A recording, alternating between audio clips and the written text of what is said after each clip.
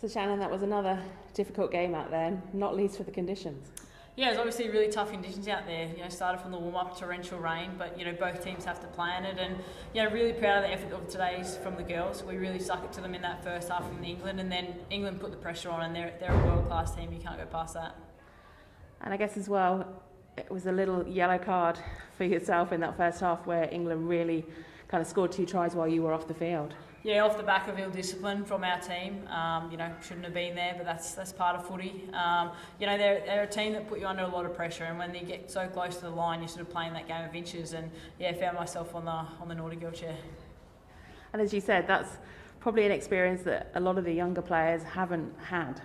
Yeah, absolutely. It's at a World Cup, they don't come around every year, as we all know. So, for our group, it's a young group, and there's going to be a lot of those girls that will be able to back it up in 3 years' time, and if not 4 years after that. So, really proud of the girls. They're definitely building in Rugby Australia, and I think it's testament to the work that's going in behind the scenes and supporting this team. We've obviously had 11 tests this year, which is a fantastic effort for the Wallaroos. So, can't take anything away from the result. The scoreboard, it says for itself, but really proud of the girls' efforts today against England.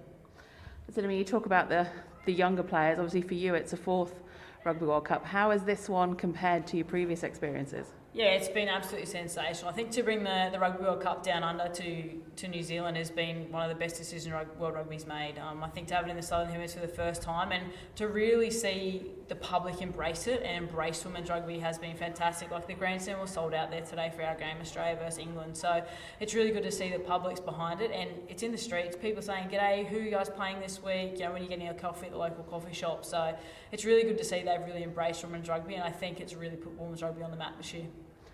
And what's the impact it's had back in Australia with it being so close this time? Yeah, it's been massive. We've obviously had a number of supporters come across the ditch, family and friends to watch as well.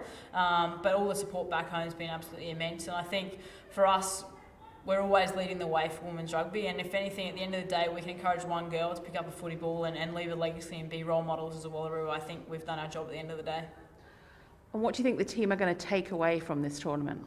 I think for a lot for us is around the performance we've put in. We're obviously proud of our performance, but it's really, I guess, looking at those little things in the game, those little pressure points where we need to be better, and that'll come with experience, it'll come with time playing together in combinations and all those sorts of things. So England today put us under an immense amount of pressure, and then we sort of gave the ball back to them and ended up in a kicking duel. So they're a world-class team, and there's no doubt about it that they put you under a lot of pressure. And as you said, it's 11 tests this year, but people will forget you didn't play a test for 3 years.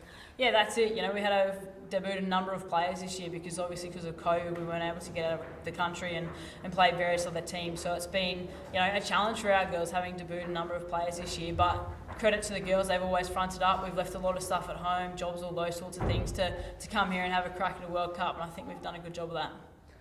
And that's one thing, as you said, you've had difficult games, but that Aussie grit has been there from start to finish. Yeah, that's something we pride ourselves on. Obviously, we're very proud to put on this jersey. There's only been 33 players that have been fortunate enough to do it here at this World Cup. And as I said, they don't come around every year, and we don't get to play a lot of test matches throughout the year. So it's been an absolute honour to be here for the World Cup for the Wallaroos. And a word on Sarah Hunter, a player you have played, obviously, against a lot, becoming the most capped player in women's rugby with her 138th test today. Yeah, she's an exceptional player, and there's a reason why she's played 130 tests for England, and she's an absolute leader of that pack. The girls roll off the back of her confidence, and she's a strong ball carrier. And on behalf of Australian rugby and women's rugby around the world, it's a fantastic feat, and we hope to see you back out there again. Great, thanks, Shannon. No worries. Speaking of the devil,